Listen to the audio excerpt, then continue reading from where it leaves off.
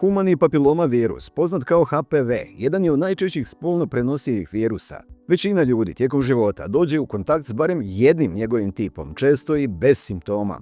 No kod dijela zaraženih dugotrajna infekcija može imati ozbiljne posljedice. To je virus koji se prenosi spolnim putem, izaziva rak vrata maternice, ali i neke druge rakove.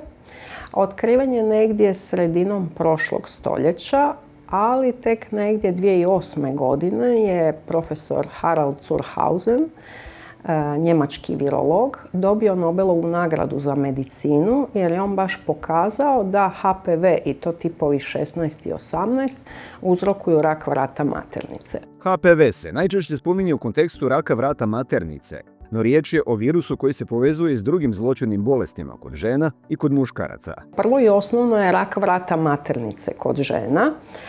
Međutim, sad u zadnje vrijeme sve više se priča i o raku, na primjer, penisa čak, anusa.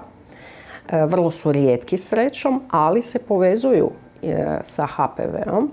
Onda rakovi orofaringealne regije, znači u području usta, znači koren jezika, tonzile. Cjepivo protiv HPV-a može se primiti u različitim životnim razdobljima, no zdravstvene smjernice naglašavaju važnost cijepljenja prije prvih spolnih odnosa, kada cjepivo ima najveći preventivni učinak. Cijepiti se može protiv HPV u bilo kojoj dobi, prema novim smjernicama, ali je važno u toj početnoj adolescentskoj dobi prije spolnih odnosa, zato što će onda učinak cjepiva biti bolji.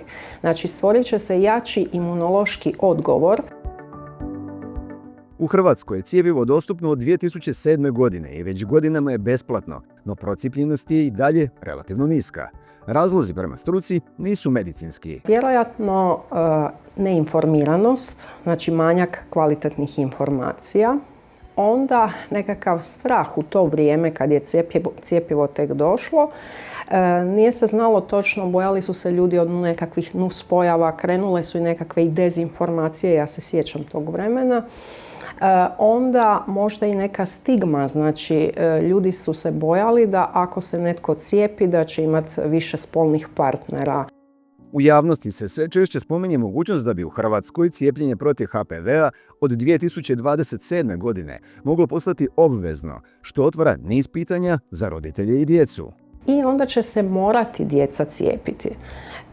Oni koji se ne cijepe, znači morat će ili naći neko objašnjenje, znači izuzeće od cijepljenja zbog recimo nekih medicinskih ili drugih razloga, zapravo medicinskih baš i nema, ili će morati tražiti odgodu, a prema zakonima Republike Hrvatske obavezno cijepljenje zapravo snosi i ako se odbije i odgovornost. Odbojnost prema cijepljenju i dalje postoji i dio je širok društvenog konteksta nepovjerenja prema cjepivima.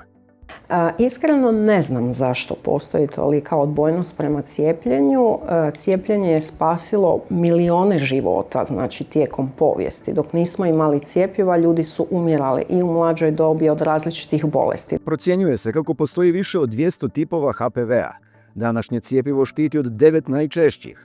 Među njima su tipovi 16 i 18, koji se smatraju najopasnijima zbog povezanosti s rakom vrata maternice. Tipovi 6 i 11 nisu kancerogeni, ali uzrokuju kondilome, neugodne promjene koje se često dugotrajno liječe.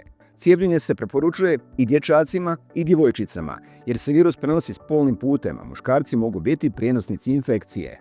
Da, bit će obavezno i za dječake i za djevojčice i zapravo to je i opravdano. Dječaci, odnosno muškarci, su prenosioci HPV virusa ili rezervoari, prema tome važno je i njih procijepiti. Jedna od čestih zabluda jest da cijepljenje zamjenjuje redovite preventivne preglede. Prema tome samo cijepljenje nije sad kraj priče, nego se mora ići na redovite kontrole zbog tih drugih HPV-ova koji postoje. Na kraju, odluka o cijepljenju ostaje osobna i roditeljska, no cjepivo za HPV danas je jedino kojim se može spriječiti rak vrata maternice.